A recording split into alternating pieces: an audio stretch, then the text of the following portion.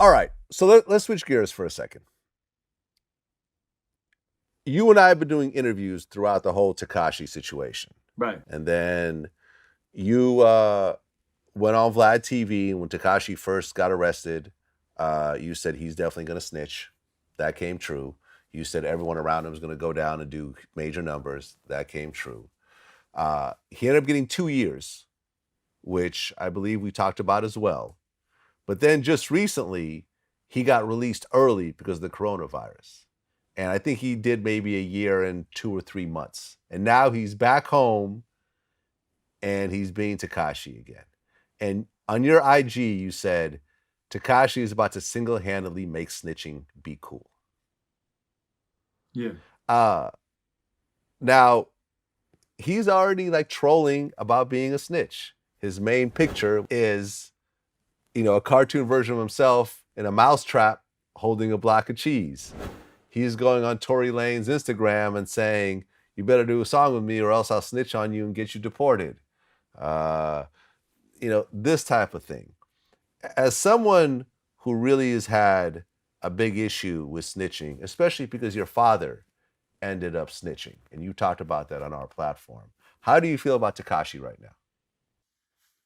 It's disgusting. Like you said, man, like I dealt with this issues since I was a kid. You know what I'm saying? My father and a lot of people be like, "Yo, Mac, you going so hard on this kid, and your own father was a rat." And the only reason why people know that is why, because I said that to you, Vlad. You know what I'm saying? No, you didn't hear about it. When I mentioned that, you were like, that was the first time you heard that, and you hear everything, right? So that wasn't information that was put out first. That was information that I put out, right? Because that was something that I hated all my life. That was something that I dealt with all my life. So when I come at somebody, when I come at him, I'm not really coming at him at Danny Tekashi, because I could really care less about him, honestly. I don't know him. He could be the richest man tomorrow and I wouldn't care, or he could die right now and I wouldn't care. I wouldn't care. But it's what he represents. You know what I'm saying? It's what he represents. Now, like I said, as a kid, I grew up with this all my life. I was battling it with all my life. My father, he told on his whole crew, people that looked out for him, the people, Machine Gun Johnny, he looked out for him and he looked out for us. He took Machine Gun Johnny took more care of me and my mother than my own father did.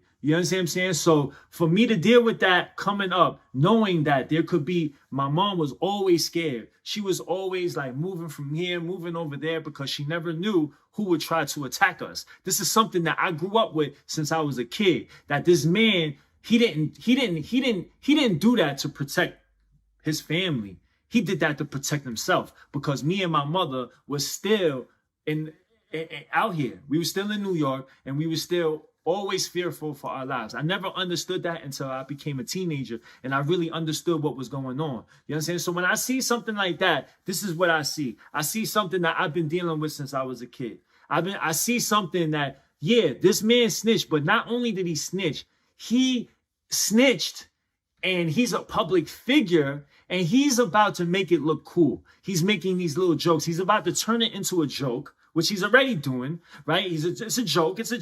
And he conveniently, while he was in jail, conveniently, these agendas came up. Oh, his baby mother fucked Shotty, which can't be proved. You know what I'm saying? Nobody can prove this. There's no video. There's no video with them being close. There's no video, anything that could even conclude to that, right?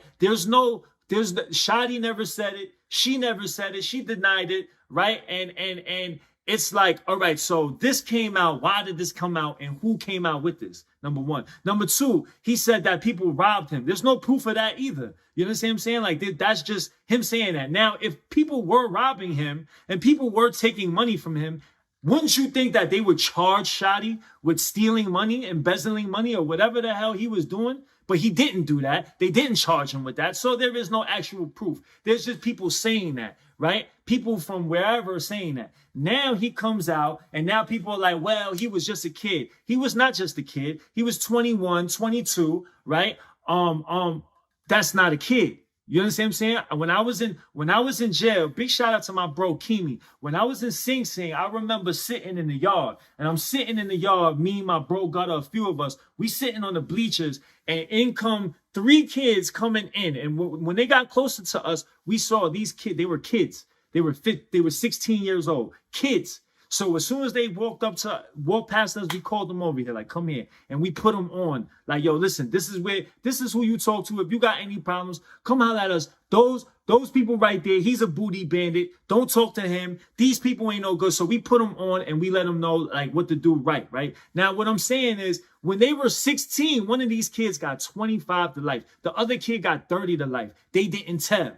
You understand what I'm saying? So if you're at 16, 15, 16 with the capacity to know what you put yourself in is what you get, what you're getting. And when shit hits the fan, when shit becomes bad, you don't turn, you keep that same moral, you keep that same principle. These kids knew that. If somebody can understand that at 15, 16 years old, there's no reason why somebody at 21 can't understand that. You understand what I'm saying? So with him being a kid, that doesn't make sense to me. You know what I mean? What makes sense to me is this man used whatever he tried to use, and now he's trying to make it look cool. And once he makes it look cool, there will be kids all over the world that behind their mind, they feel like they can join a gang, right? When they know that they're not about that life. When they know that they not ready to kill nobody, they not ready to get killed. They not ready to do no time. When the feds come knocking on their door, they're gonna give up whatever information they have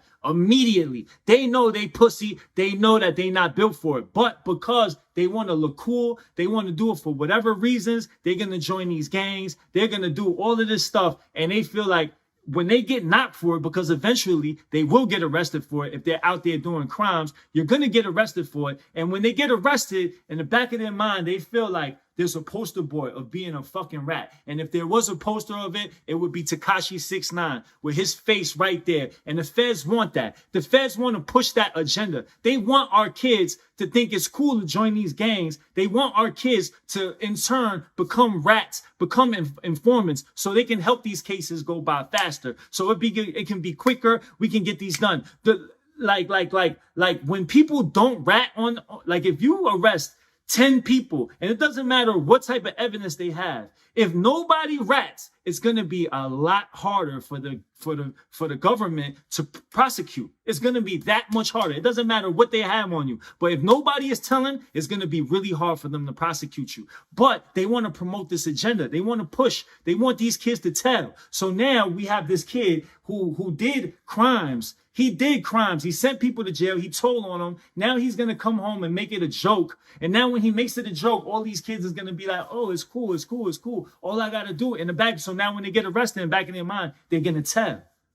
They're going to tell. And now when they tell, it's not going to have the same effect. You know what I'm saying? Because Tekashi 6ix9ine has millions of dollars behind him, protecting him. These companies behind him can pay him to have security around him. They can pay to protect his mother, anybody else. Us from the hood, our kids from the hood, they don't have that type of money. So if you telling on somebody, you're not going to have the money to protect yourself. You're not going to have the money to protect your mother. So what happens to them? And there are real consequences for you joining gangs and you doing crime and then you snitching on people. Like everybody's not going to take it the same way. Everybody's not going to, there's not going to be no repercussions like on this kid. You understand what I'm saying? It's going to be different. So my whole thing is I could really care less. I want to be straight about this because people be like, yo, you clout chasing, Mac. I'm not clout chasing because this is something that I've been dealing with since I was a kid. This is something that I really view as despicable. This shit is disgusting. You know what I'm saying? Where we at right now. You know what I'm saying? In terms of people just having no moral compass, no principle. Just as soon as whatever you're doing with anybody, there's no loyalty, there's no nothing. And as soon as the shit hits the fan, you're going to tell. You know what I'm saying? That's disgusting. And that's an agenda that I want to push to these kids. Listen, if you're not about it, if you're not with it, if you're not built like that, if you're not cut from that cloth, do not join any gangs. Do not do any crimes. Leave that shit alone. It is not cool. You will end up getting arrested. You will end up having to pay for it one way or another. This shit is not free. Do not look at this kid like it's fucking like, oh, that's my ticket out. No, it's not. It's not. So that's the main thing I wanted to push, man, in terms of that. Well, China Mac, you never want to hold your tongue. This is why I love talking to you. Um, you know, number one, I'm very happy that you're out here safe. That you know, with all the craziness that's happening right now, that you're not sick. It seems like you're financially okay. Seems like your family is okay. Uh, you know, and you know, we're all going to get through this one day at a time. I know it's hard right now, but if you woke up this morning and you don't have a temperature, or even if you do have a temperature, it's going to be okay. You're going to get through it. We're going to get back to our life at some point, and try not to let, you know, your base emotions of bigotry and hatred and everything else like that take control of you during this time. Even though this virus may have originated in China, it's affecting everybody. Everyone's going to get affected with of it, depending on, you know, white, black, Asian, Spanish, whatever. It doesn't matter what your religion is. It doesn't matter what your belief system is. We all have to work together, and this is how we're getting through it. I agree, man. Thank you so much. Glad to see you and your family doing well. And listen, man, prayers and blessings to everybody out there that's, you know, that's struggling and then trying to find a way out. Prayers to y'all. Much love to y'all. Be safe, man. Yes, sir. Until next time. Much Peace. love.